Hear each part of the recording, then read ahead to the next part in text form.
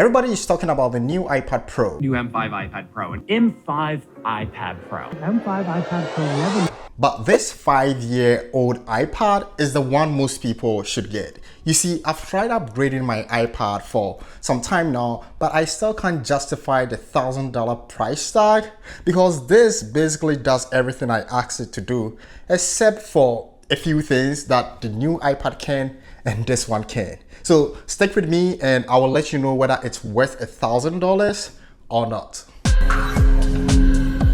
Now, in terms of design and build quality, Apple hasn't really changed much. Within 5 years, they are rocking the same old design. Like, you can't really spot the difference. But I would argue that the M1 iPad Pro still has the best features and design compared to the newer version. For one, it has two back cameras, one 10 megapixel ultra wide camera and one 12 megapixel wide camera. While on the M5, it just comes with a 12 megapixel wide camera. Also, the M1 iPad Pro has 5 microphones compared to the 4 you have on the M5 iPad Pro. Now, on the front camera, they actually fixed the position.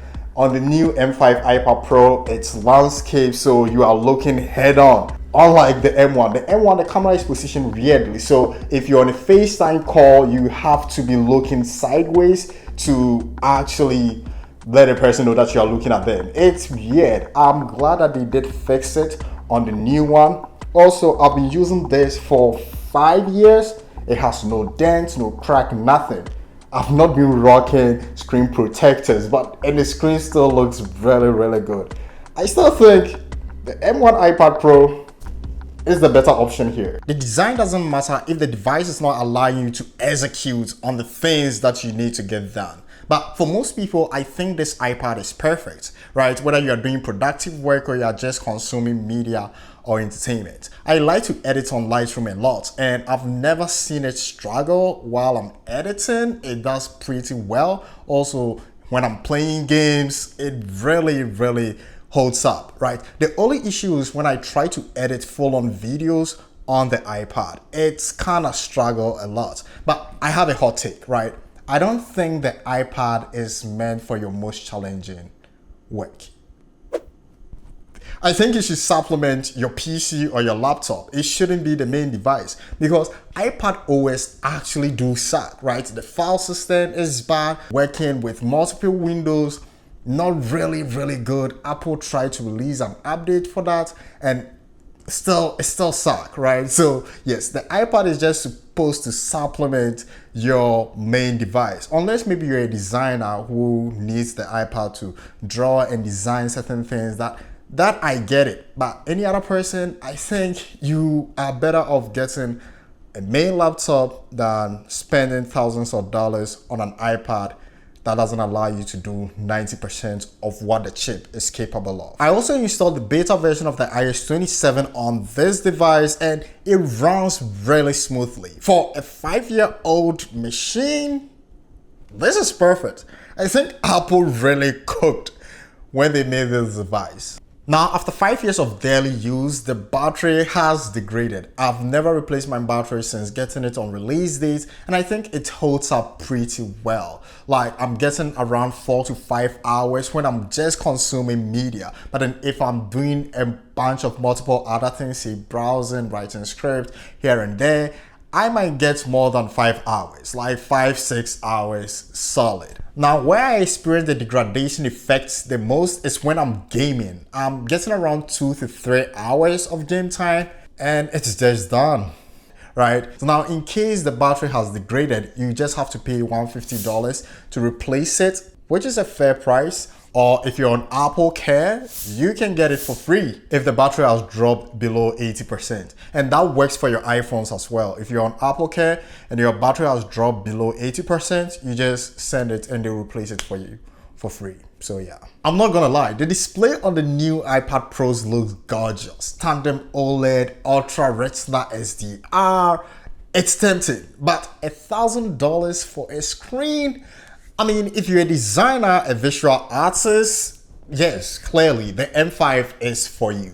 But for anybody else, it's close. I wouldn't even fault you if you get it for the display alone. It looks really, really amazing. But the display on the 5-year-old iPad Pro, it's not that bad. It's LCD, so the blacks are not that perfect compared to the ones we get on the OLED. Look, if you're used to seeing OLED screens, then you will notice the difference. If not, you would not really notice the difference that much, right? Consuming media, playing games, the colors are rich, they are good enough for you to enjoy what you are doing.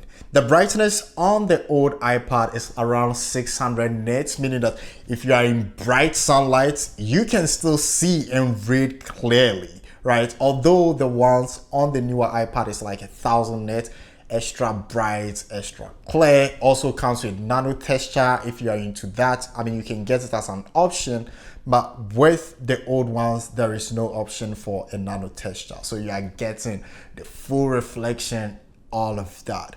I don't have any issues with that. So if you do have issues with that, then I would recommend you looking at the newer versions of the iPads. If Apple is allowing you to run everything on the M1 iPad, why should anyone spend thousands of dollars to get the M5 iPad?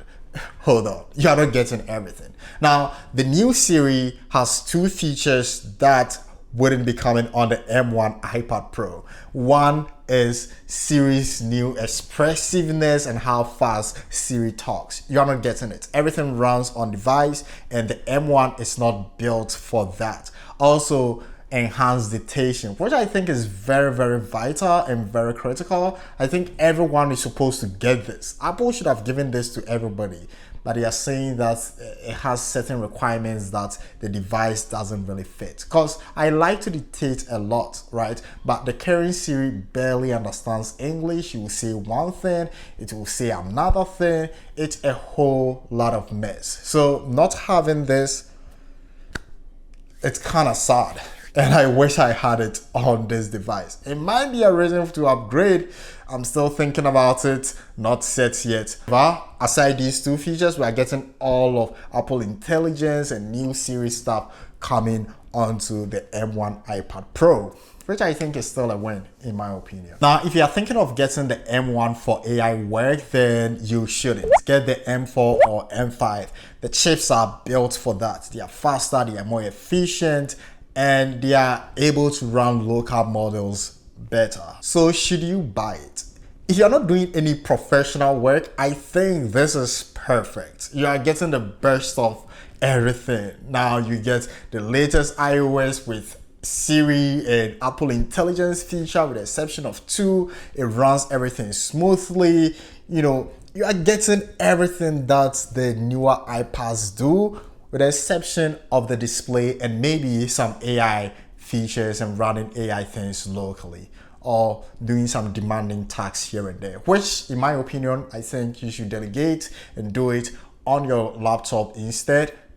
But if you want to do it on an iPad, then you might as well get the newer option, right? And also, this is running you at $429 on Walmart, which is technically a steal compared to the $1,000 or $939 you would pay for the newer versions of an iPad in certain, markets. Let me know in the comment section which country you are rooting for in the World Cup. It's World Cup season, and as you can see, I have my jersey on. This is Ghana, rooting for Ghana.